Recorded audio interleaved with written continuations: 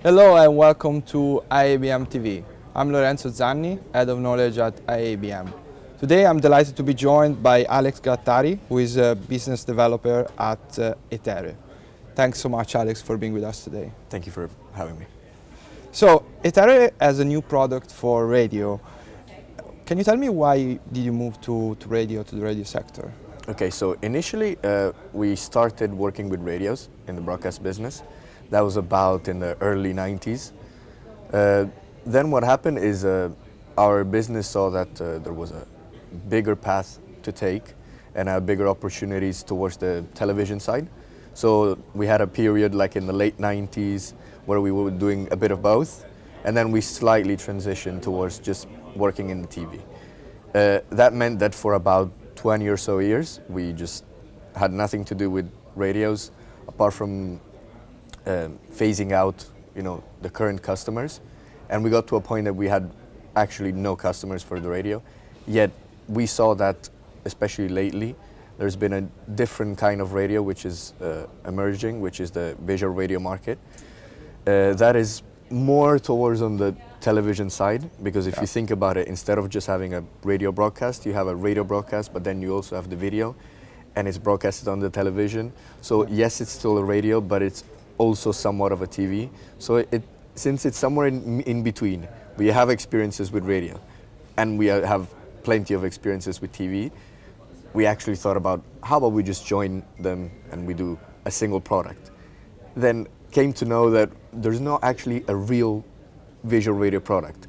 Might seem strange, but how it works usually, it's you have a visual radio system and then a radio system, and those two are connected, but they're separate. You don't have a system that does your visual radio and also your normal radio, but one playlist, one everything. So one system.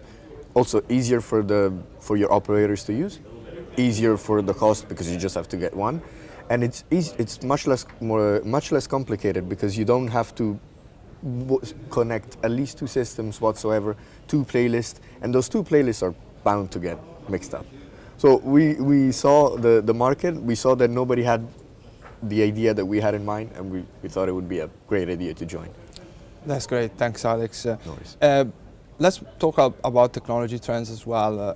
We've seen many companies moving to SaaS and the cloud. Mm-hmm. How do you view this scenario and this technology, particularly when it comes to the future of the industry? Okay. For the software as service, I don't think it's for everyone. Yet I think it's there to stay. Yeah. Probably growing, not growing, that depends really on the market you are. Because, for example, look at a country like the US or like Western countries, especially the US, everything's rented. Everything, from the software to the computers to the table that the computer is sitting on, everything's rented. So it's normal in that culture to have a rented system. But for example, from my experience, look at a country like Vietnam, where everything tends to be state-owned or somewhat, they don't want to rent. A government does not want to rent. So there's just bound to be differences on how they just see the same thing. So I don't mind. It's just cultural differences for me. It seems weird, but it is. For cloud, it's a funny one because the idea sounds great, and it sounds like it can relieve a lot of pressure from your business, a lot of things that you need. Maybe just expenses, and sometimes it takes up a lot of your time and money, but yet what I've been seeing, at least on my side, where you already have an IT team, and television already has an IT team, already has all of this, also is 24 hours, so they're bound to have somewhat of a 24-hour support for themselves. It's not very useful to go on a cloud, especially when you take into account the price, which at the end of the day, it's always about the price. Price tends to be higher, especially on a longer term, because cloud, again, is usually rented, SaaS. So those two things don't go together. And we've seen a lot of customers that went to the cloud a couple years back, like 5-6 years back, and now they're starting to switch back because they're seeing their costs go up and up and up. So they didn't understand the cost implications. Yes, the cost implications are also they seem nicer because it's usually rented. So It's always rented. But I think for a television, it's not exactly the way to go. Or maybe it's not ready yet. That also, you have to take into account there's somewhat of a security issue, you know? Yeah. How many breaches do you see for big cloud providers? They're bound to happen. They're just bound to happen. And on my side, well, on the prem side, on-prem, yeah, also bound to happen. But you know, it's much harder just to point the attack at one broadcaster than just X company, you know. So yeah, that's how I see it. It's not good for everyone, and Not depends good for on everyone. the attitude. Also, as well. really depends on the attitude you have. Culture. Yeah. Which is an interesting point. And you mentioned news as well. How do you see the future of the newsroom? On the newsroom, okay, I will be very honest. There's a lot of things that are going down, especially in the broadcast business, but news is not, because the news are the news. If you think about it, probably the only TV channel that most people see are the news. You know, like in the morning, you know, you turn on channel 1 or whatever on your TV, and everybody looks at their broadcast. Then maybe they don't watch television the whole day. But the news, it's always there. I think it's a much more stable market. Therefore, we have also a newsroom product. What we try to help the broadcaster is to have a much more easy experience, especially with our workflow system, which takes off a lot of load off your shoulders. It's very easy to do. It really is like magic. You just plug in your workflow and it's done. So yes. Also, I don't think it's there to go, I was going to say, because if you think about it,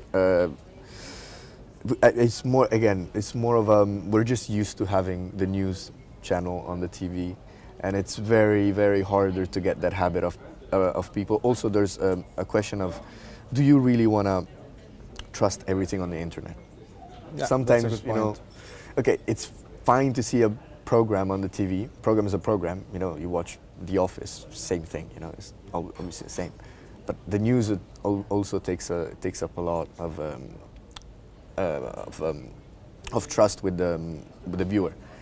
Again, the trust with the viewer goes back to probably my last point of the news. It's that we have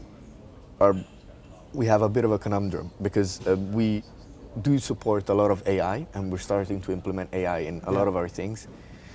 So that again takes a lot of load off the interviewer, of the journalist back.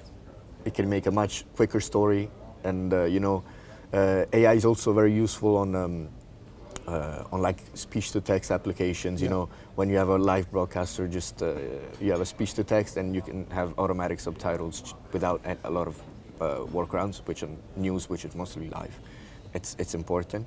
Yet I feel like we've got a lot of feedback from here and there on our customers that having an AI to write your story is a bit of an if, because if you think about it, if everybody uses the same AI, isn't everybody's story the same? Yeah. So yes, but we do implement a lot of it, and we are trying to stay up with the market's demands. Yet we try and not overdo it and give a dull experience to our customers, if that makes sense. Yeah, it makes sense. You know, you want to use it probably in the right applications, right? Exactly. Yeah. Yes. Like nowadays, I feel like it's too spread out. Yeah. And they just throw the word AI just like it's, you know. There's probably too much buzz about it. Also, it's useful, but not. Don't overdo it. You know? It's like a cheat sheet at when you do homework at school. It's, you know, use it, but don't overuse it. Otherwise, you're not learning anything. I've heard that a lot. Yeah. Thanks, Alex, for being with us today. Thank you very much. Thank you for having me. Thank you.